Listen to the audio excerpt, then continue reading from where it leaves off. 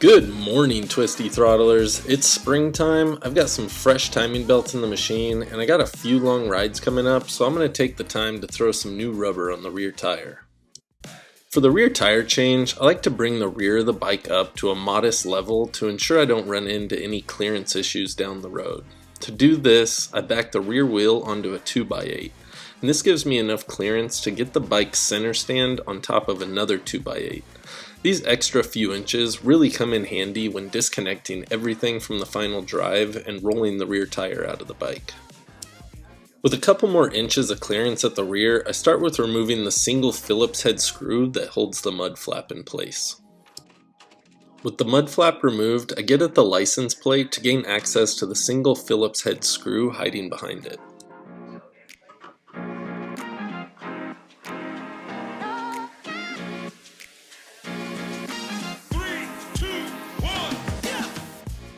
From there, I move on to removing the two wing nuts which secure the rear reflector from the inside of the wheel well.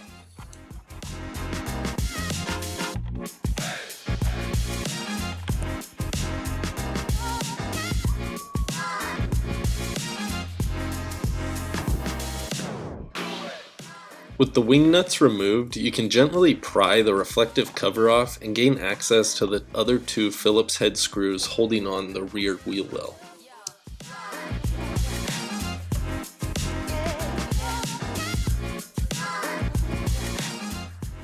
With those two screws removed, you can remove the two rubber grommets and pull the rear wheel well from the bike.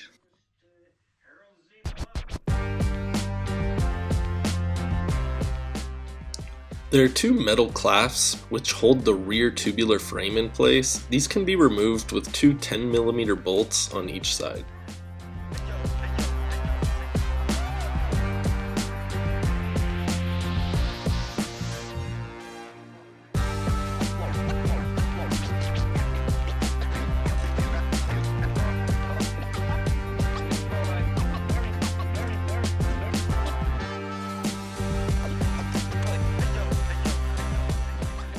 At this point, I release the air from the shocks because that's what I see other people do, but I'm not completely sure that that's necessary.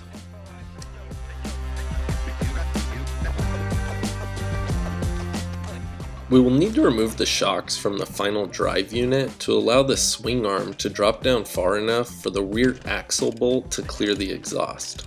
This is accomplished by removing the 14mm lower shock bolt on the left side of the bike and the 12mm lower shock bolt on the right side of the bike.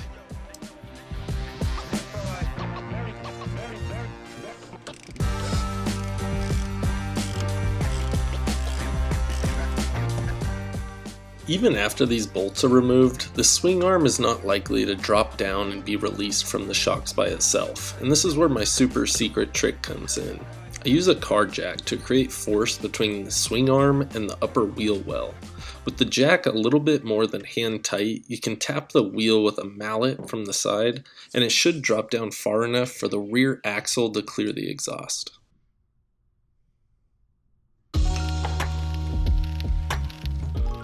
With the rear drive unit free from the shocks, you'll want to start with loosening the axle bolt on the right side of the bike. No need to take it all the way off yet.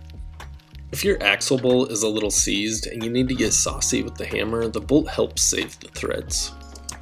After the axle nut is broke free, you can loosen the pinch bolt on the left side of the rear axle.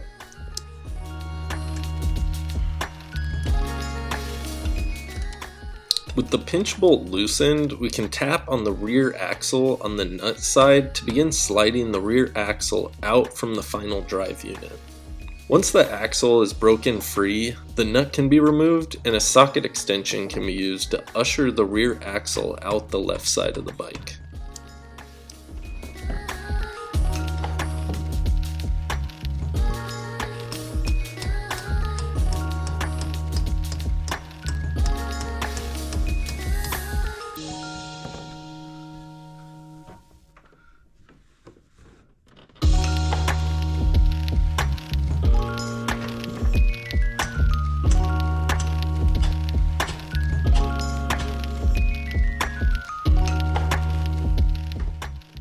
With the axle removed, we can begin separating the drive axle housing from the rear drive unit by removing the four 12mm bolts on the right side of the bike, which mount the axle housing to the final drive unit.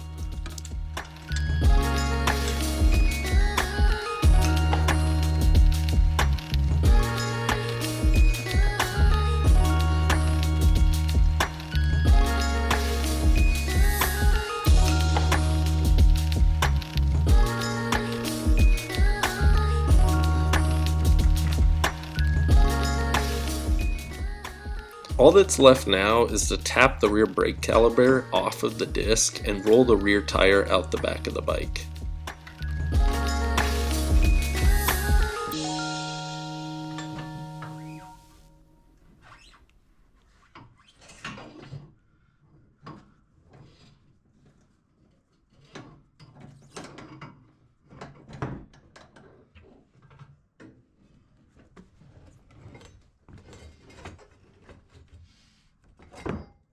Thanks for watching, guys, and if you've been thinking about attempting this chore on yourself, I hope this little tutorial gives you the courage to follow through with a bit of your own maintenance. Once the tire's off, the final drive unit simply lifts free from the wheel and you're ready to drop your wheel off for some new rubber at your local shop.